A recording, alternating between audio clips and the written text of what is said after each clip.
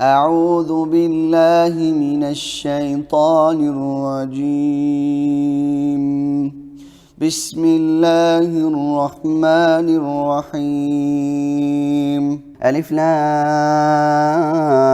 ميم. تنزيل الكتاب لا ريب فيه من رب العالمين. أم يقولون افتراه بل هو الحق من ربك لتنذر قوما ما أتاهم من نذير من قبلك لعلهم يهتدون. الله الذي خلق السماوات والأرض وما بينهما في 6 أيام ثم استوى على العرش ما لكم من دونه من ولي ولا شفيع أفلا تتذكرون. يدبر الأمر من السماء إلى الأرض ثم يعرج إليه في يوم كان مقداره 1000 سنة مما تعدون. ذلك عالم الغيب والشهادة العزيز الرحيم الذي أحسن كل شيء خلقه وبدأ خلق الإنسان من طين ثم جعل نسله من سلالة من ماء مهين ثم سواه ونفخ فيه من روح وجعل لكم السمع والأبصار والأفئدة قليلا ما تشكرون. وقالوا أئذا ضللنا في الأرض أئنا لفي خلق جديد بل هم بلقاء ربهم كافرون. قل يتوفاكم ملك الموت الذي وكل بكم ثم إلى ربكم ترجعون. ولو ترى إذ المجرمون ناكسوا رؤوسهم عند ربهم ربنا أبصرنا وسمعنا فرجعنا نعمل صالحا إنا موقنون. ولو شئنا لآتينا كل نفس هداها ولكن حق القول مني لأملأن جهنم من الجنة والناس أجمعين فذوقوا بما نسيتم لقاء يومكم هذا إنا نسيناكم وذوقوا عذاب الخلد بما كنتم تعملون. إنما يؤمن بآياتنا الذين إذا ذكروا بها خروا سجدا وسبحوا بحمد ربهم وهم لا يستكبرون. تتجافى جنوبهم عن المضاجع يدعون ربهم خوفا وطمعا ومما رزقناهم ينفقون. فلا تعلم نفس ما أخفي لهم من قرة أعين جزاء بما كانوا يعملون. أفمن